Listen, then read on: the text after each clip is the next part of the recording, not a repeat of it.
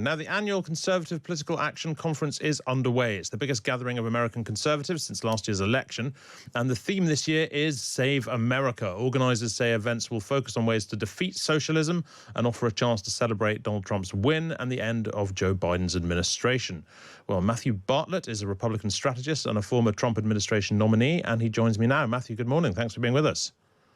Hugo, good morning. Pleasure to join. Great to have you on. Explain for me the defeat socialism part of this. Socialism refers to the mass ownership of the means of production. Is that much of a risk in America? What are they talking about?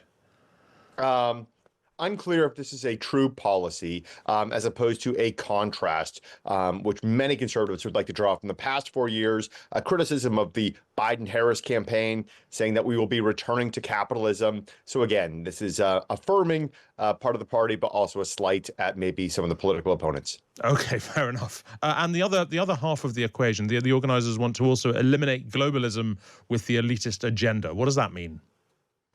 Again, it seems as if for the better part of a decade, the MAGA base, if you will, led by President Trump, has affirmed this America First policy, saying that the elites from both parties for decades have been pushing an agenda set by elites in places like Davos or Munich that, again, neglect the needs of the everyday American. So this is once again, putting America First front and center now at CPAC. So the globalists that they want to eliminate, these are American globalists rather than, global globalists.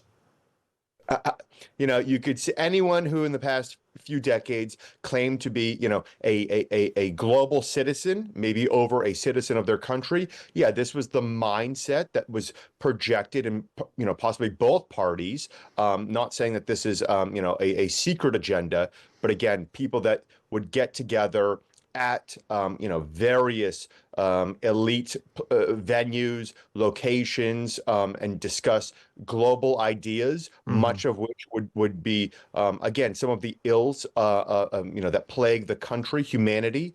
Yet the backlash was that the everyday American felt as if their needs were not prioritized, again, by leaders of both parties. Understood. So look, tell me what CPAC is like. What can we expect over the next few days? What will the mood be like? Who's going to be speaking? All that kind of stuff.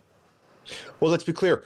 We are in Washington, D.C., a city that voted for Kamala Harris, something to the effect of, 94 to President Trump getting 6% of the vote here. So in the nation's capital, this is a very liberal, progressive. Many people are employed by the federal government. This is now a very caustic situation with potential layoffs across all departments. So a town in upheaval, yet this will be an oasis of the MAGA faithful coming together to essentially have a party. There will be policy discussions, venues, but this is going to be, a celebration of Donald Trump, of the MAGA movement, of the MAGA return, and also maybe a look towards, the MAGA future in terms of ideas, discussions, but also J.D. Vance, the vice president, will be speaking.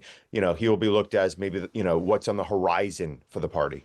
I mean, a lot of the America First agenda and indeed the sort of the dissatisfaction with what's perceived as globalism, a lot of that could be perceived as an American retreat from the world, making America less powerful. When Donald Trump talks about withdrawing troops from Europe, for example, not being involved in sort of global geopolitics, but sticking to America, that sort of leaves a vacuum for everybody else, right? And I'm wondering, is there any sort of Republican body of opinion that says, this will make us less powerful, less strong, less rich? I think that is certainly the downside. I think that, in that void, we still maintain a posture which is highly concerned with Russia, with Iran, with North Korea, and certainly, the great competition with China. I think there's been a backlash around the military engagements, the war fatigue that the party. Remember, this was a Republican Party that led the country into those endless wars in the early 2000s in Iraq and Afghanistan, and it was Donald Trump who really changed that party and said we are not going to be militarily involved constantly around the world in every corner.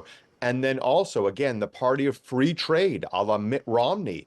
It was Donald Trump that said, by the way, it is called fair trade, and really looking at addressing trade agreements and fairness, concern for the American worker. So, like everything, there's upside and there is downside. The notion of America in retreat would clearly not be good for the world, for our allies on a suite of issues, from foreign aid to freedom, to Russia's aggression. So obviously, always a nuanced mix. I mean, so Donald Trump, of course, in the last couple of days has made some concerning comments about the invasion of Ukraine. He called the country's president, Volodymyr Zelensky, a dictator.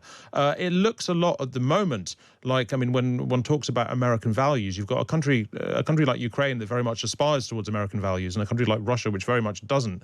And the American president seems to be on the wrong side there. Again, is there concern about that kind of thing, and will that kind of thing be being discussed at CPAC, or will it be a much more kind of loyalist event?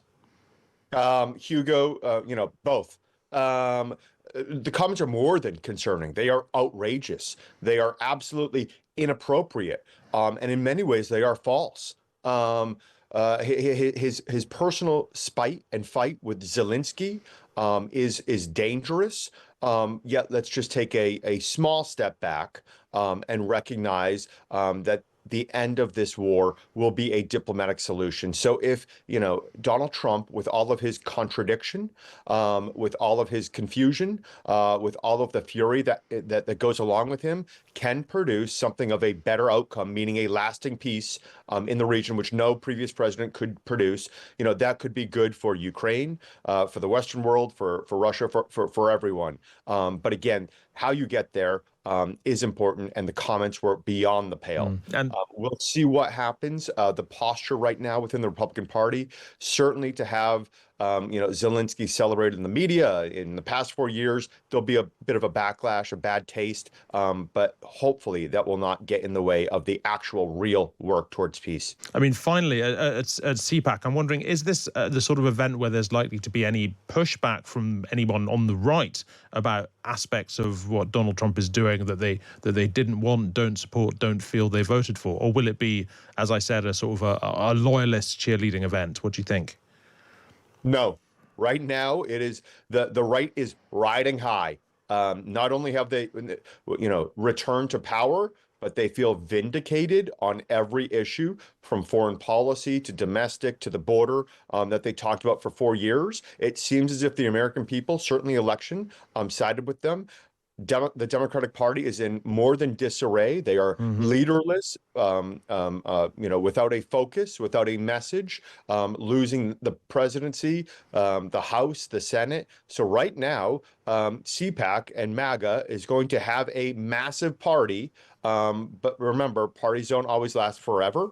But sorry, Matthew, just very finally, does that mean all that stuff we've been talking about, America's retreat from the world, Donald Trump's comments on Ukraine and Zelensky, all that kind of stuff, the right simply don't care, or what? I would, America's retreat from the world, I understand what you are saying. Ultimately, making peace, under President Joe Biden, you had Ukraine invaded and the Middle East have a massive crack. Under President Trump, he was the only president that did not have, land taken at the barrel of a gun by Putin and had peace in the Middle East. So the notion of we don't want to be at war around the world in perpetuity, but the notion of Donald Trump might be the only person that can help rare bird in American politics and foreign policy, that can help craft a lasting peace in Ukraine and the Middle East. That is not seen as a retreat from the world. That is seen as the appropriate engagement for the American president. We'll see if he can accomplish that. And again, remembering that Iran and China are great competitions, that we need to be much more agile in how we approach them, and that a military kinetic engagement, that we've seen for the past quarter century, is not what the American people want. Start a war under Biden, win it under Trump. Thank you very much indeed, Matthew Bartlett. Good to speak to you. Matthew Bartlett is a Republican strategist and a former Trump administration nominee.